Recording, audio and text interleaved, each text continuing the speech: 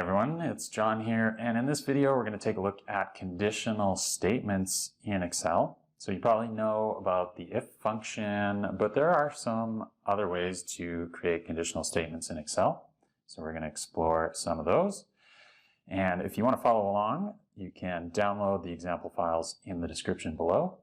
And if you want to support the channel and learn more Excel, you can check out some of my courses. That's also going to be linked below. And let's get into it now.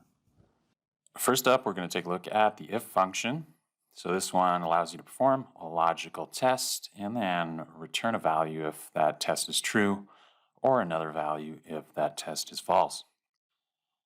So the syntax for the if function is going to look like this. So the first argument is the test. So this is going to be an expression that evaluates to either true or false. And then you're going to provide the if true value. So this is the value that's going to be returned if the test results in a true value. And you can also provide an if false value. So this is what's going to be returned if the test is false. So let's head into Excel and take a look at an example with the if function. In this example, we're going to use the if function to determine a person's grade based on their percentage score. So in our first example, we're going to assign either a pass or fail. And so the condition here is that if the score is over 50%, that's going to be a pass. Otherwise, it's going to be a fail. Let's see how we can do that with the if function. So we need a logical test, and that's just going to be if our score is over 50% or not. So we're going to test if our score is greater than or equal to 50%. And if it is, we're going to assign a grade of passing, and otherwise it's going to get a grade of F, so it's going to be a fail. And let's press enter, and we can copy and paste this formula down. And you can see when our score here is below 50%, this results in an F, and if we're above 50%, it's a pass. So the if function is perfect for a single condition, but let's see how we can extend this to multiple conditions. So in order to do that, we're actually going to need to use multiple if statements. So let's try that out.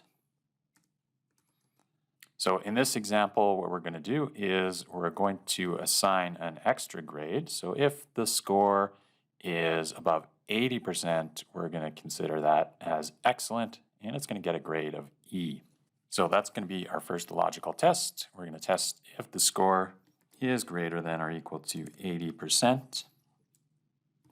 And if it is, we're going to assign the grade of E. And if it's not, we're going to need to do another conditional test. So we're going to create another if statement. And this time we're going to test if our score is greater than or equal to 50%.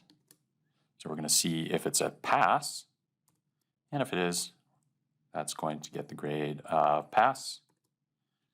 And then if it's not, that's going to be a fail. And we can close both our if statements and press enter, and let's copy and paste that down. And now we can see that we still have a grade of F when it's below 50%. We have a pass for things above 50% but below 80%. And then above 80% we get the grade of E for excellent. So that's the if function for conditional statements. It's going to allow you to test a condition and then return a value if that condition is true, or a value if that condition is false. And if you want to test multiple conditions, you're going to need to use multiple if statements and nest them inside each other. Next up, we have the ifs function. So this one's going to allow you to perform a series of logical tests and then return a value if that test is true. So the syntax is going to look like this. So the test is going to be an expression that evaluates to true or false. And then if true is going to be the result to return if your test is true. And so in the ifs function, you're going to have a test and an if true value. And these are going to come in pairs.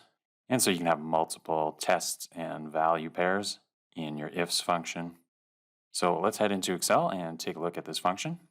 So let's look at some ifs function examples. So we're going to look at the same grade example. So the ifs function is designed for testing multiple conditions, but we can still use it with a single condition. Let's try that out first. So first up, we're going to perform our logical test to see if our grade is greater than or equal to 50%. And if that's true, we're going to return a grade of pass. Now the ifs function, the next argument, is going to be a logical test, and then again another value if true. So these are going to come in pairs, logical test, and then value if true. And so if we're only testing one condition, our next logical test that we're going to set up is actually just going to be something that's always true. And so we're just going to use a constant here.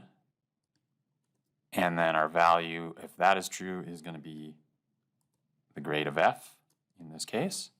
And then this is going to act as the default in our ifs function, so that if our first condition fails, then this next condition, it's always going to be true, and that's going to result in a default value of f.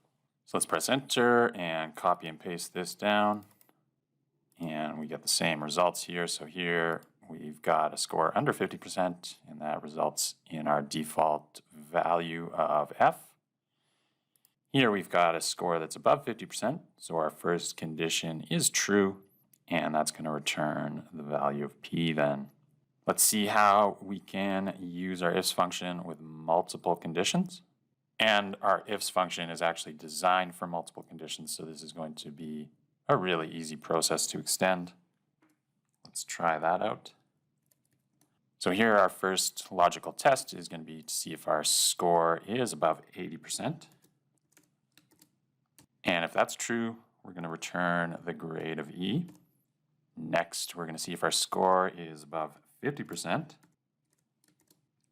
And that should return the grade of pass. And then we're going to have a default value of fail. So let's use again our true condition. And we're going to say that that's a fail if the previous two conditions aren't met. So if our score is not above 80% and our score is not above 50%, then the true condition is going to kick in and return f. Let's press enter and copy and paste that down, and we should get the same results. So here our score is below 50% and we're returning our default value of f. Here our score is above 50% but not above 80%, so that's just a pass. And here we're above 80%, so we get an E. So the ifs function allows for multiple condition tests, and then with each of those conditions you can define a value to return if that condition is true, and to set up a default value where if no condition is true, then it's going to return that value. All you need to do is create a condition that's always true by using a constant true value in your last condition. Next up, we have the choose function. So this one is going to allow you to return a value from a list based on an index number. So the choose function syntax is going to look like this. So the first argument is going to be the index, and this is just an integer number. And then we have a series of values, and this is going to be the value to return based on the index number. So let's head into Excel and take a look at the choose function. So the choose function is not normally a conditional statement type of function, but we can set it up so that it is one. But first, let's just see how it would be normally used. So in this example, we're just going to be choosing between different values. So the choose function requires an index number, and then after that, we need a series of values to choose from based on that index number. And so here I'm just going to give the choose function 3 choices, so 3 different colors to choose from. And let's enter that. And you can see that my index number here is 1. And so the choose function is returning the first item in my list of choices. So red in this example. Let's see what happens when we change the index number to 2. It's going to return the second choice in my list here, so green. And if I change that to 3, we're going to get blue as our third choice. So how can we use the choose function as a conditional statement? So first, we're going to have to convert our conditions into an index number. So let's try that out first. So here, our first condition is we're going to see if our score is above 0%. And if I press enter, we're going to get a true value. And the way I'm going to convert this true value into an index number is just by summing the condition. So if I use the sum function on that condition, and I'm just going to go up to the Home tab, and let's convert that to general formatting so that we can see the results more clearly. So what we're going to get is 1. So when I sum a true value, I'm going to get 1. And if I sum a false value, I'm going to get 0. Let's just see that.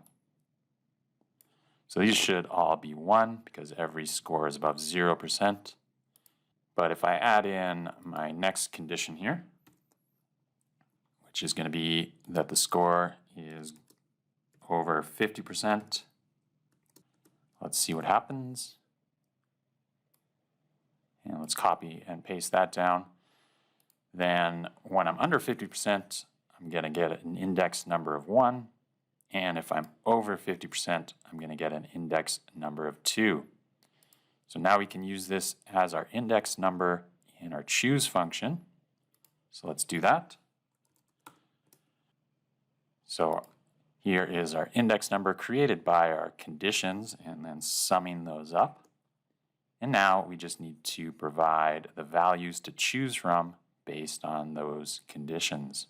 So our first choice is going to be a grade of F, as we're going to choose that when our index number is 1, which is the case where our grade is over 0% but under 50%. And then our next choice is going to be a grade of P for pass. And our choose function is going to choose that when both our conditions are true. So when our score is over 0% and over 50%, then our choose function is going to return our grade of P. Let's press enter and copy and paste that down. And you can see that when our score is below 50%, we have a grade of F. And when our score is above 50%, we get the grade of P. Now let's extend that to our multiple grade or multiple condition case. So again, we're going to use choose, and then we're going to sum up our conditions. And again, we're going to start with our first condition, which is that the grade is greater than 0%.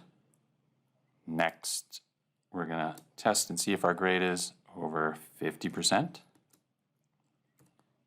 And then third, we're going to test if our grade is over 80%. And then our choices are going to be a grade of F, a grade of P, or a grade of E when we're over 80%. So when we're over 80%, all 3 conditions are going to be true, and the sum of 3 true values is going to give us a value of 3. And so our choose function is going to choose the third item in our list of values, which will be our E grade. Let's close our choose function, press enter, and copy and paste that down. And here our score is under 50%, so that's a fail. Here it's over 50%, but under 80%. That's a pass. And here we're over 80%, so that's a grade of E for excellent.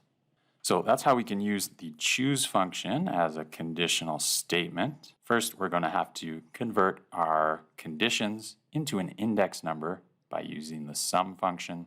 And then we need to order our choices based on those conditions. Next, we have the switch function. So this one's going to compare a value to a list of values, and then it's going to return the corresponding result based on the first match. So the syntax is going to look like this. So we have an expression, and this is going to be the value to try and find a match for. And then we're going to have a value. So this is going to be the value to match. And then we're going to have a result. So this is going to be the value to return when our expression matches our value. So these value and results are going to come in pairs. So each value is going to need a result.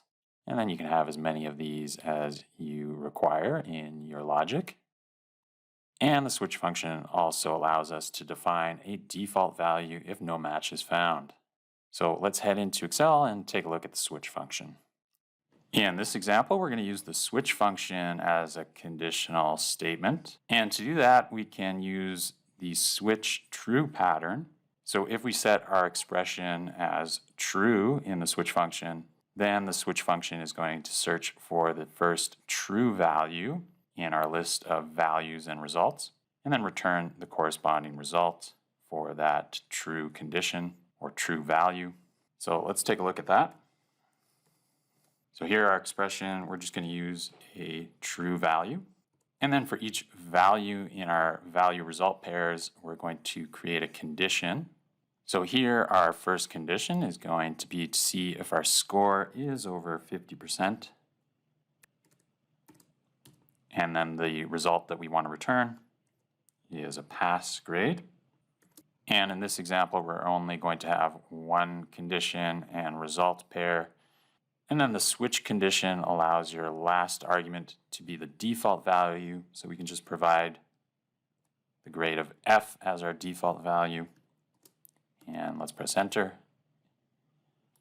And copy and paste that down. And here our grade from our score under 50% is F, and our score above 50% is a pass. Let's extend that to our 3-grade case with multiple conditions.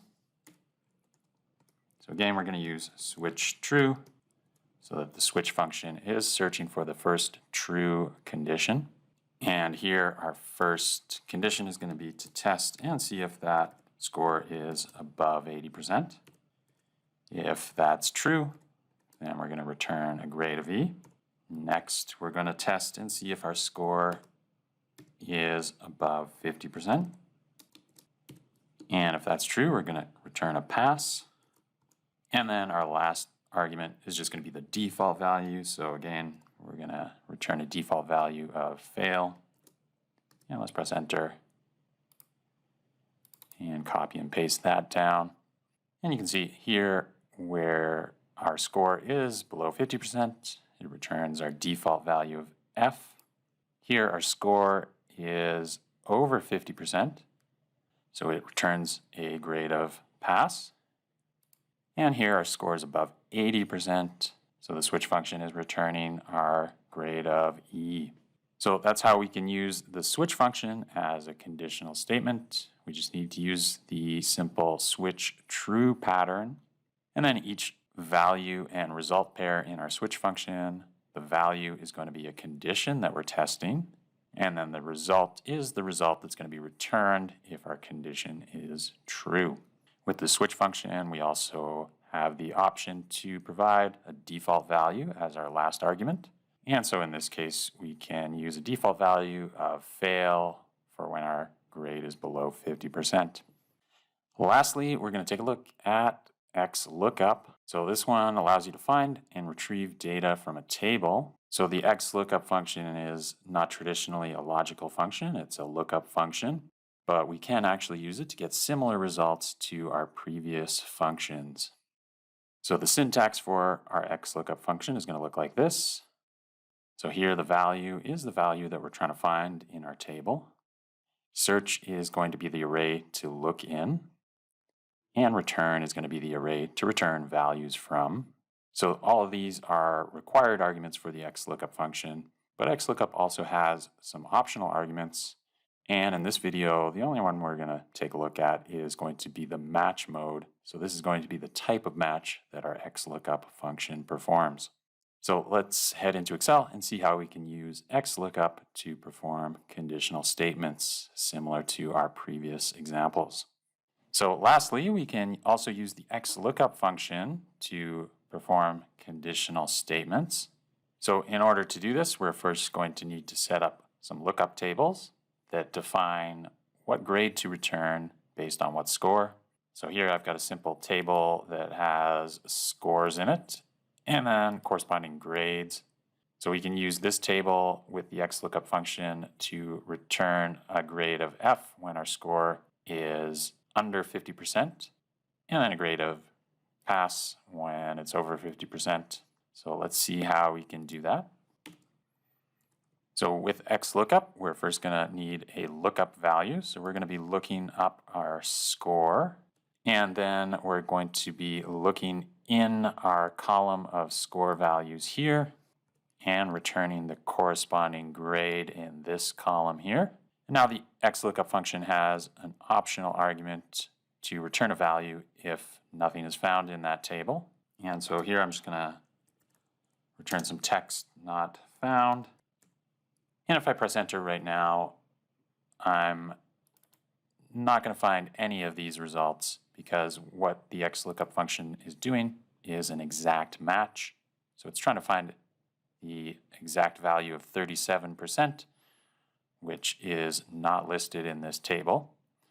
So what we need to do is an approximate match, and we can do that in our XLOOKUP function with the next optional argument here. So by default, XLOOKUP is going to perform an exact match, but what we want to do is perform an exact match or return the next smaller item from our table if an exact match is not found. So let's select that option. And now if I press enter, our XLOOKUP function is going to return the grade of F in this case. So here our XLOOKUP function is looking for 37, but it can't find it. So it's going to look for the next smallest item in our table. In this case, that's 0% is the next smallest score in our table. And so it returns the corresponding grade of F. So that's exactly what we want. Let's copy and paste that down. And here we can see, again, it's looking for 69% in our table. It can't find that, so it returns the next smallest item. In this case, that's going to be 50%, and return the corresponding value of pass. Now we can use the exact same logic for our multiple condition case here, and all we actually need to do is create a bigger table with an extra row here for our 80% grade, and here that's going to be an E. And let's try using the XLOOKUP function again. Now we're going to look for our score in the score column of our lookup table and return the grade from the grade column in our lookup table. Here I'm just going to skip the if not found argument, and then let's select the exact match or next smaller item as our search mode or match mode.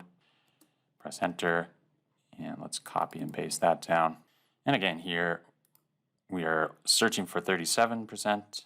It can't find it, so the next smallest is our 0% score in our lookup table, and so we get a grade of F. Here we're looking for 69%. It can't find it in our lookup table, and so the next smallest score that it finds is 50% and returns the grade of P. And here it's looking for 93% and it can't find it again, so it returns the next smallest score in our lookup table, which is 80%, and we get the grade of E. Now using a lookup function has the advantage that to add grades in this case to our results, we don't need to change the formula that we're using. All we need to do is change the lookup table. So let's say, for example, that we want a new grade that starts at 90%, and let's say that is E+. So very excellent. Then all we need to do is add that as a row in our lookup table, and we're going to get that result for anything above 90%. So that's how you can use the XLOOKUP function to return the same results as a conditional statement. All we need to do is set up a lookup table. So those are a few different ways that we can create conditional statements in Excel. So we can use the if, ifs, choose, switch, or even XLOOKUP functions to create conditional statements. If you enjoyed this video, make sure you hit the like button and subscribe to this channel for future Excel videos like this one. That's it for this video. We'll see you in the next one.